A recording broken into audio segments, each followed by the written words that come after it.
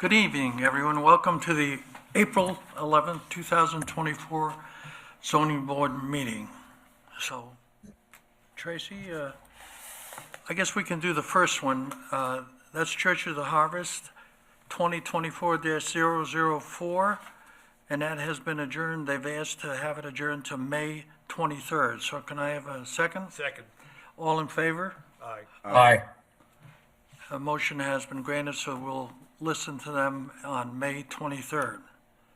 All right, you want to read the next one? Sure. Thank you. Appeal 2024-007, Marta Campos, 91 Fire Lane, Wading River, Suffolk County Tax Map Number 600-58-2-3, Residence B80 or B80 zoning, proposed 11-foot by 12-foot gazebo. Applicant requests variances and/or relief from Chapter 301-229A1C, proposed rear accessory setback 5.1 feet, minimum permitted is 29 feet. And this was adjourned from March 28th for failure to meet posting requirement. Tracy, did you receive the affidavits of posting? No. Is the anyone here applicant for this? present? Anybody here for this? This is Fire Lane, Wading River? Yes.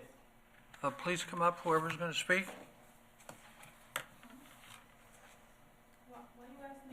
Want to come up You and gotta speak? come up first. Thank you, Anne Marie. So you're gonna come up here, you're gonna speak into the microphone, you can adjust it so they can hear you. Okay. So, Please raise your right hand. I do solemnly swear to tell the truth, the whole truth, and nothing but the truth, so help you God. If you agree, just say yes. Yes. Thank you very much. Please state your name and address. Marta Campos, 91 Fire Lane, Wading River, New York. You got to step closer to the mic. Marta Campos, 91 Fire Lane, Wading River, New York, 11792. Okay, tell us what you'd like to do there, please. well, I have to say, she, Oh, okay. so, remember I was asking you about the, this is what it is, the certified letters, and then this paper signed, and pictures of the poster. Ujú. Do you have those with you? Picture, tú tienes las pictures del papel que se puso. Guess what I'm doing is eating. Did you take a picture of the of it? And did you do the mailings?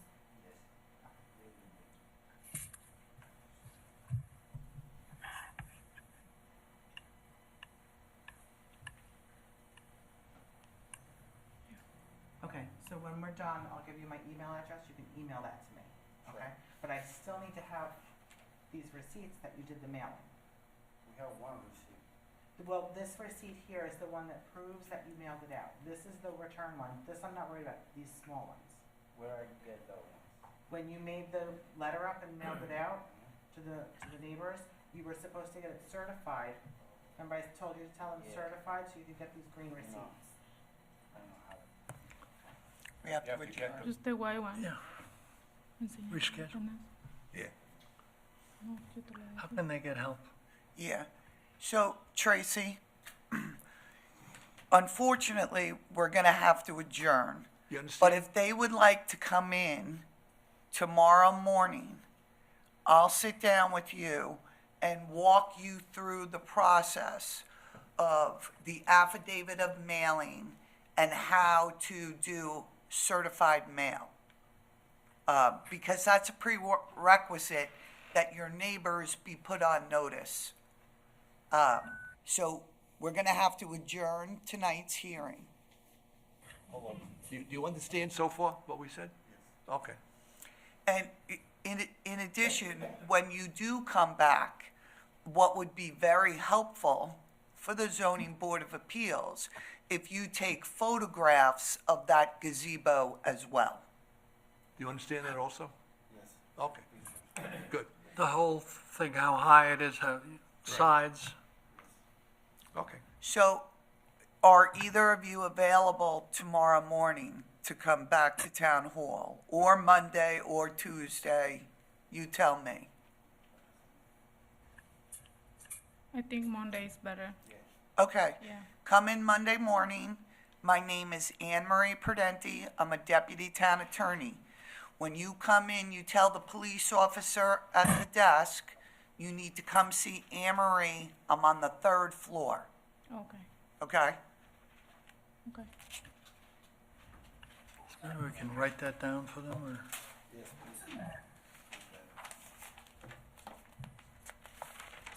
Just 4 weeks, this next 2 weeks now. I don't know, we'll see. I don't care. Tracy, do you have their phone number?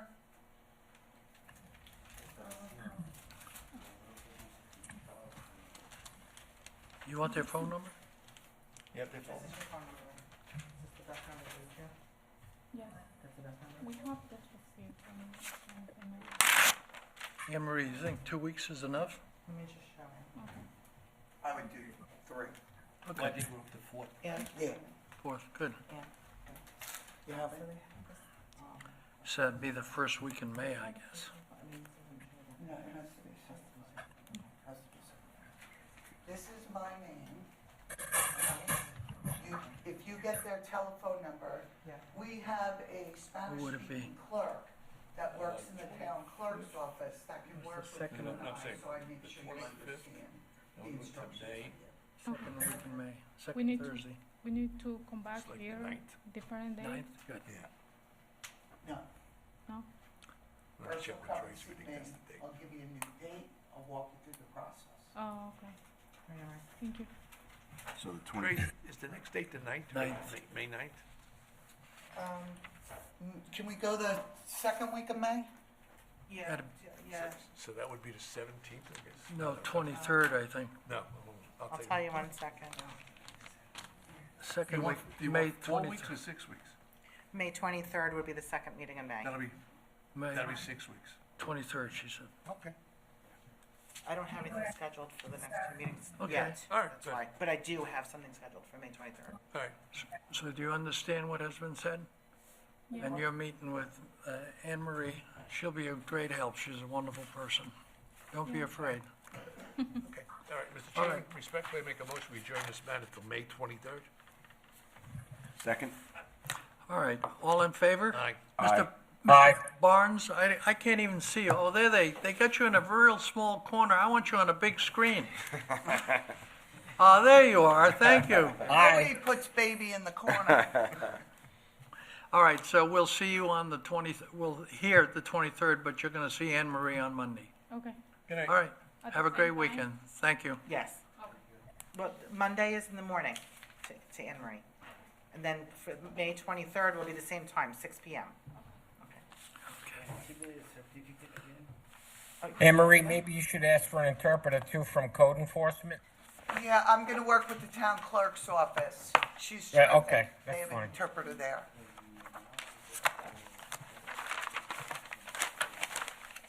Or Leroy, I could practice over the weekend. Okay. So that's what Anne Marie's gonna talk to you guys about on Monday. All right?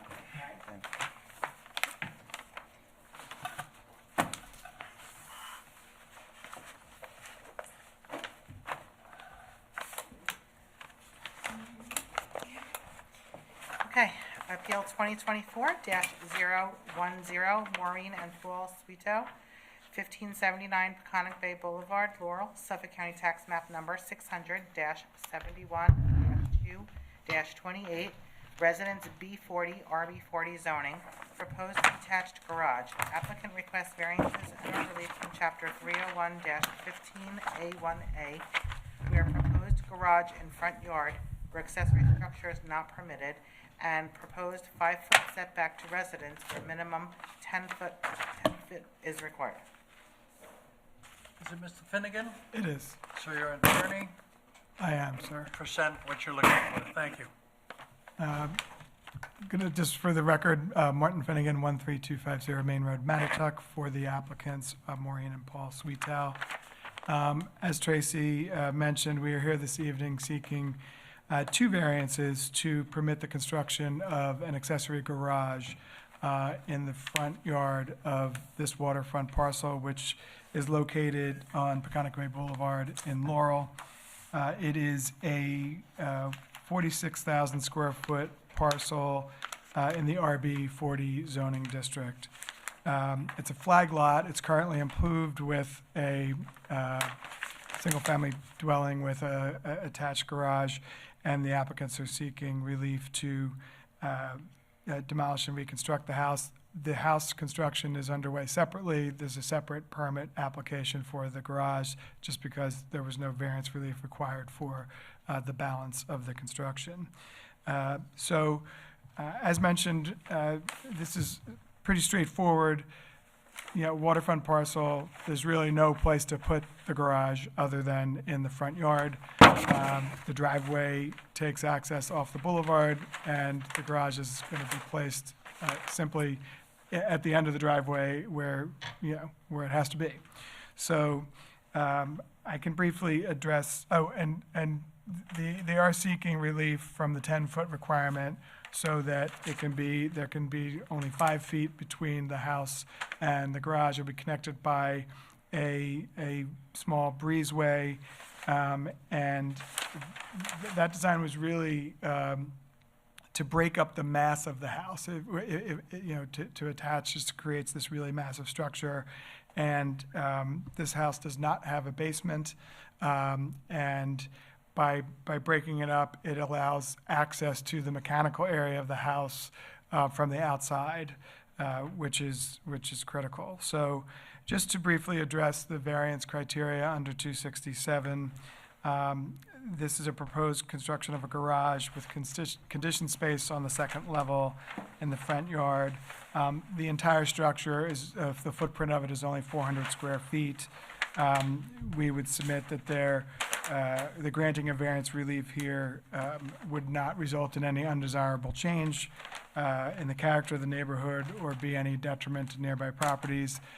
My clients have been in touch with their neighbors. There was a neighbor that had questions about the application, and they met with them and answered those questions to their satisfaction. The surrounding properties are all improved with residences and detached garages. We do not believe that the 5-foot relief, putting it 5 or 10 feet, would have any discernible impact on the neighbors. Obviously, having accessory garages in the front yard of waterfront homes is not an uncommon thing in the town as well. But unfortunately, we cannot proceed without the variance relief because of the code requirements for rear yard and 10 feet. As to substantiality, while it may seem mathematically substantial to request 50% relief from a code requirement, we don't believe that it's practically substantial here. There is no other feasible location to place the garage other than the front yard. And again, the 5-foot differential actually will allow for a narrower breezeway. It'll reduce actually the intrusion into the front yard and break up, as I suggested, the 2 volumes of the structures to effectively reduce the mass of the house and the garage. We would submit that there are no perceivable adverse impacts if variance relief is granted here. Obviously, it's a type 2 action under SECRA. Presumptively, there is no adverse impact. The applicants are proposing to install an IEA septic system on the property in conjunction with the construction, so we would also submit that there's a net environmental benefit here with respect to this whole project.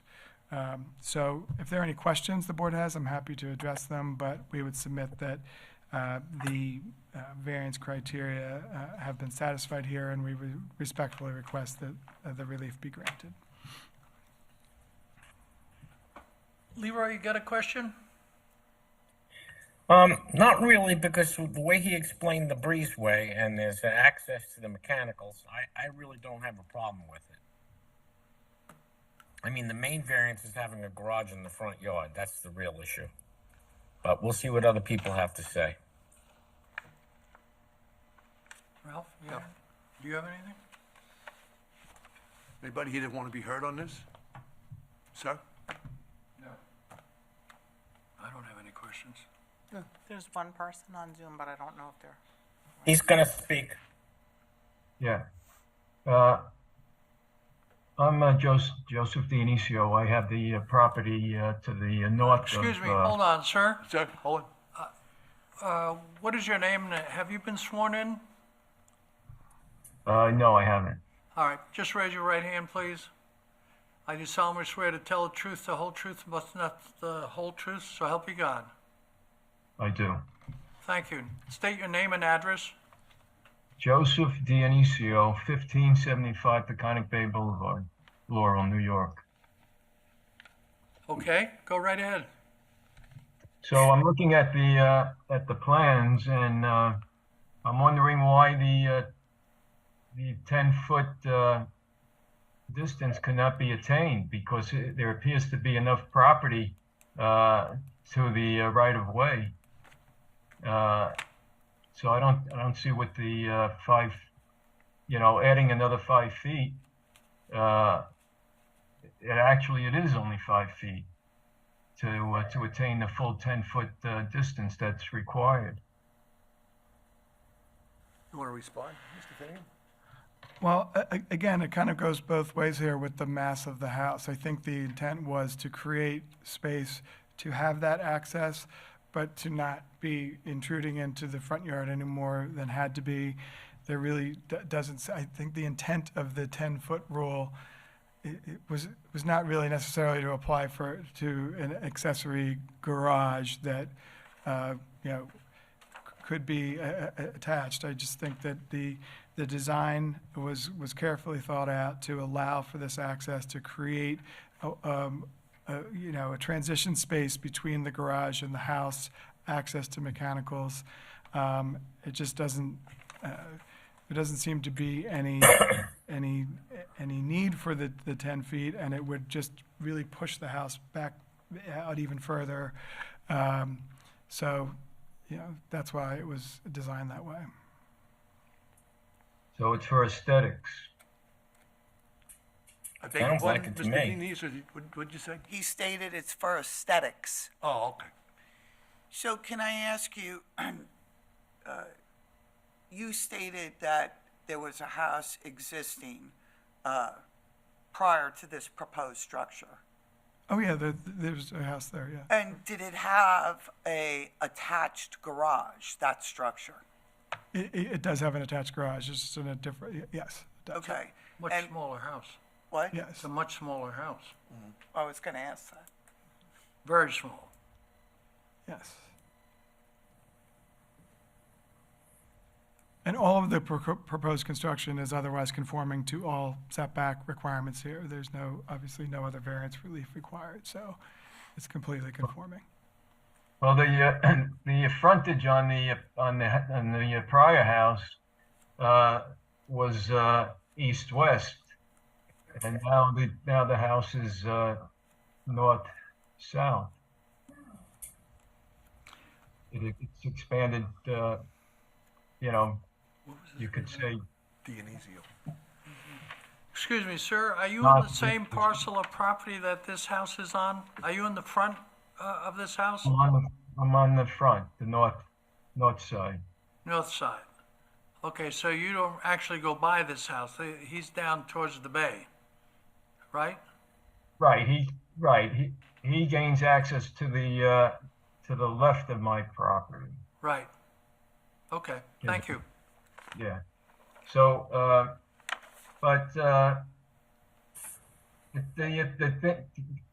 the whole thing here is that there's an issue of the 5 feet, but the thing is, what I'm wondering in addition to that I'm not too concerned about the 5 feet, but will there be enough room for him to bring his car in to the garage and not,